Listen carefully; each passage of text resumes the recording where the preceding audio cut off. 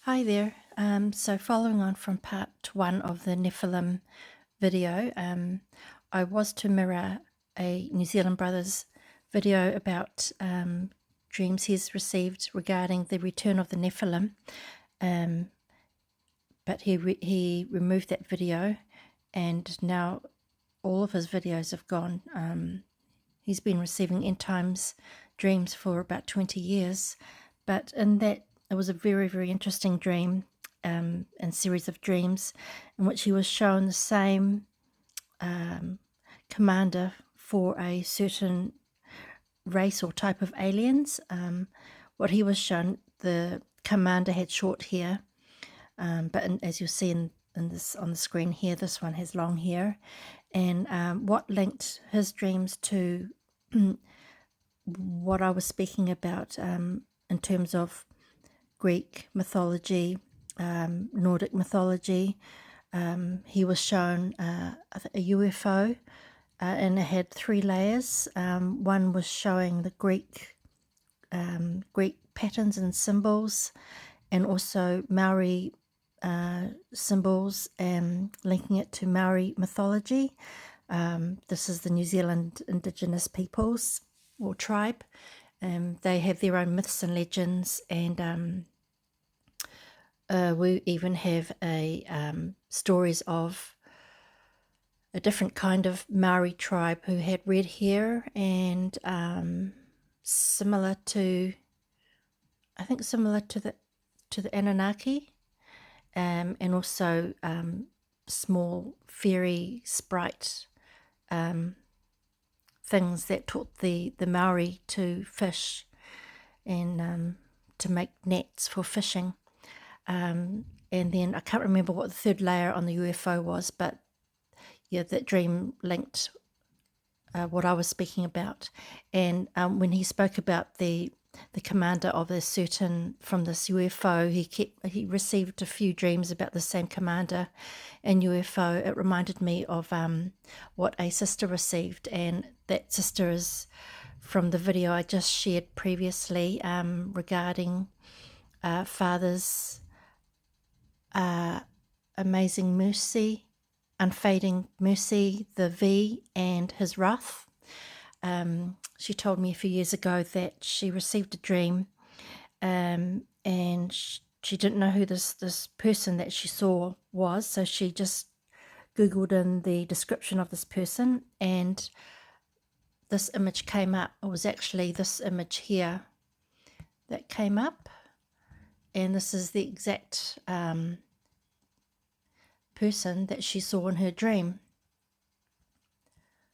And he is the commander of the Galactic Federation.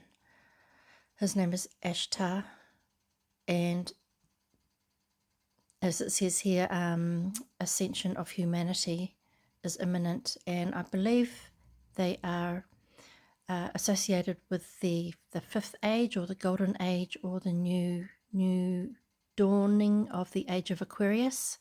I think they're all linked, and there's actually a whole group of people who are awaiting the arrival of this Galactic Federation, and also receive messages through their vessels or channelers as well. So I felt led to put out a warning about this particular group of aliens that are coming. They are demons who are coming in transformed as like angels of light. So on the surface they will look very attractive, and they'll have a charisma about them that which will attract people to them. I will also link in the description or comments I think 2 videos from an Indian sister who received detailed information about them, and how the whole world will be won over by them and have a false peace during this time. But just a warning not to fall for these fake benevolent aliens. They are just evil demons in disguise to fool the whole world. So I'll just begin by playing a whole series of videos and information that I've found.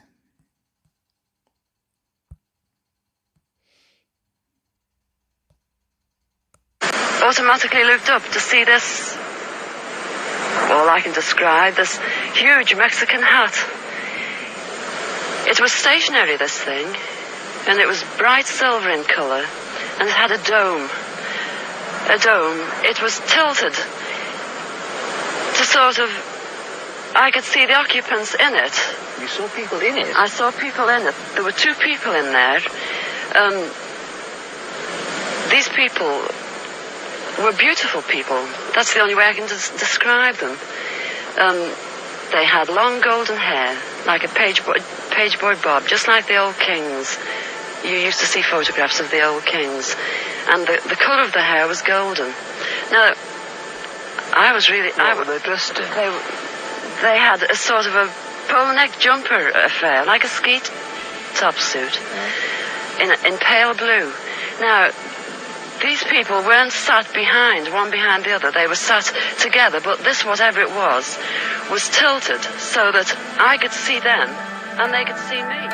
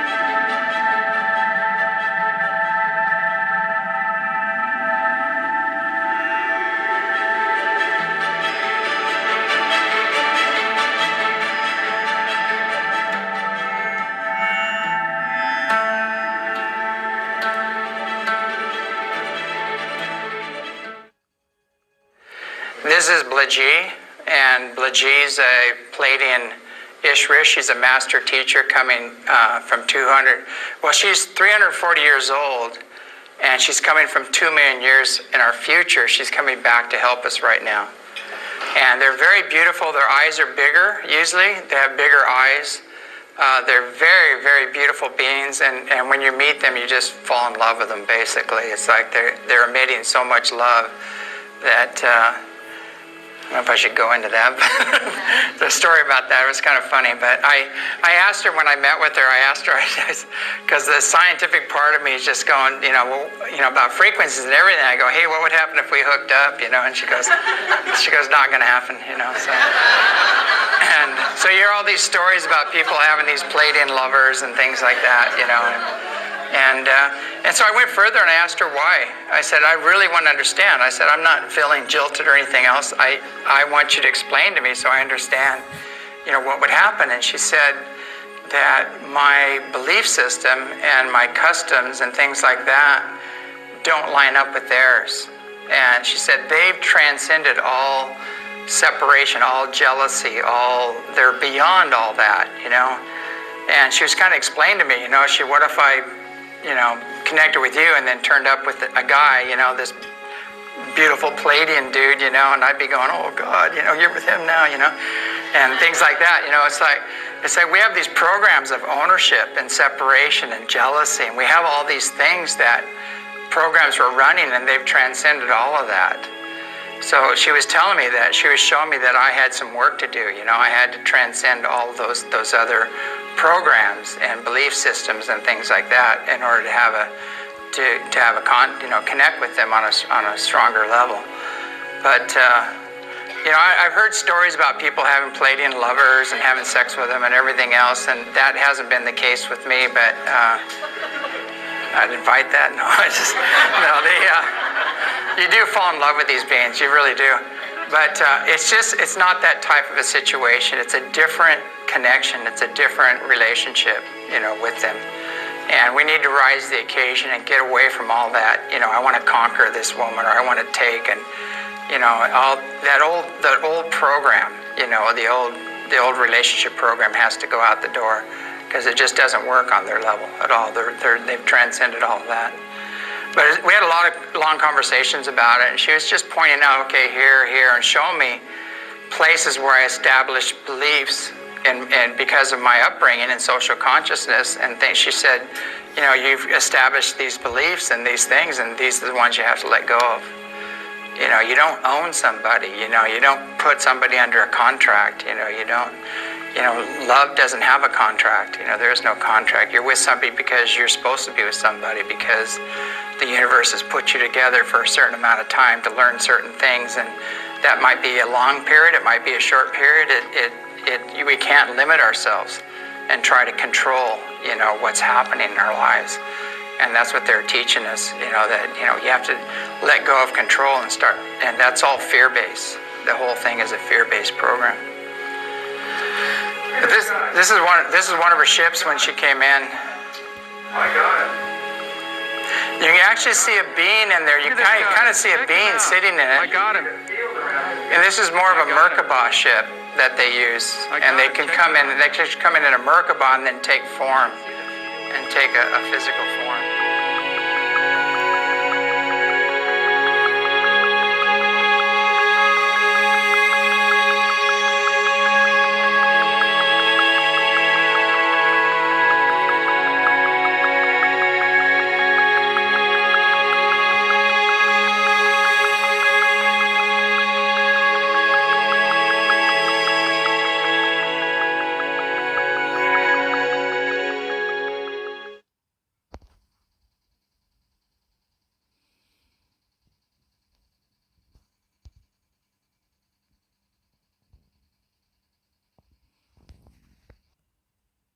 According to this new information, the Russians have known about alien civilizations for several decades. To many this comes as no surprise. There have been rumors floating around for many years. Well-respected military and government scientists have been trying to speak out on this issue for some time now. In the vast majority of cases, the mainstream media either treats this like a non-event, or they treat it like the information is coming from very unreliable sources. This information is a big step in the disclosure process for mankind. In Soviet times, the Ministry of Defense was working on a secret project aimed at creating a superhuman with paranormal abilities. Under this project, a group of scientists managed to get in touch with a foreign, alien civilization. The head of this top-secret project shared some details with reporters for the first time. On a regular winter day in Moscow, in the comfort room with a fireplace, journalists were given a real sensation. A senior retired official of the Ministry of Defense, Lieutenant General in Reserve, Ph.D., a fellow of the Academy of Natural Sciences Alexei Sevin, said that in the late 1980s a group of researchers from the Expert Management Unit of General Staff managed to make contact with representatives of another civilization. Interestingly, none of the journalists were particularly surprised but, rather, relieved with the confession. Vasily Yermenko, a Major General of Fibin Reserve, academician of the Academy of Security, Defense and Law Enforcement, was the first to speak to the press. In Soviet times he served in the KGB and supervised the Air Force and development of aviation technology. Among his assignments was collection of information by the Air Force of the facts of appearance of unidentified flying objects. According to Vasily Yermenko, by that time there was an ample amount of such information. Missile units were even given a directive in case of detection of UFOs. The main task was not to create opportunities for reciprocal aggression. In 1983 to 1984, at the testing grounds of the Academy of Sciences by Vladimirovka, the Ministry of Defense and the KGB organized a large-scale study of paranormal phenomena. The military training site was not a random choice. Experts have long come to the conclusion that UFOs inevitably appear in places where military equipment and weapons are tested. We can say that we learned to summon UFOs in Vladimirovka. To do this, we dramatically increased the number of military flights and movement of the equipment. If the intensity on our site increased, UFOs appeared with the probability of 100%, explained Yermenko. After 6 months of tests, the authoritative commission came to 3 main conclusions. First, modern science was not yet able to identify such phenomena. Second, it could be reconnaissance equipment of the US or Japan. Third, it could be an impact of an extraterrestrial civilization. The UFO topic today is ubiquitous. Precisely because of its scandalous nature, serious scientists are not willing to identify their position on this issue. Pilots often see such objects, but they have a veto on this topic, so do astronauts. In confidential conversations they talk about their experiences meeting with UFOs, but they're afraid to speak publicly about this. And this is the 2-part series that Sister Kolleri made 3 years ago, and it's entitled They Are Almost Here, Part 1 and Part 2, and I'll put them in I'll link those.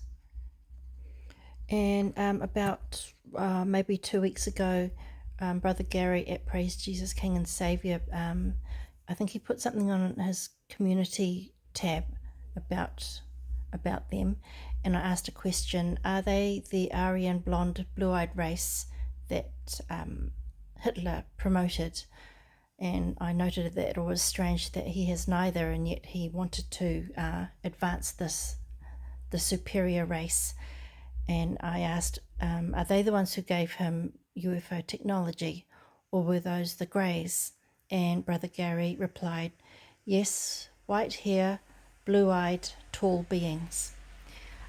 So that's just an introduction, and for anyone who is still around here when these beings arrive, just beware, and if you know Jesus, just pray the blood of Jesus over yourself, or Yahusha, for your protection, and armor up fully so that they will have no effect on you, on your mind, or on your soul. And there's a lot more information out there, and I'll put links there for you.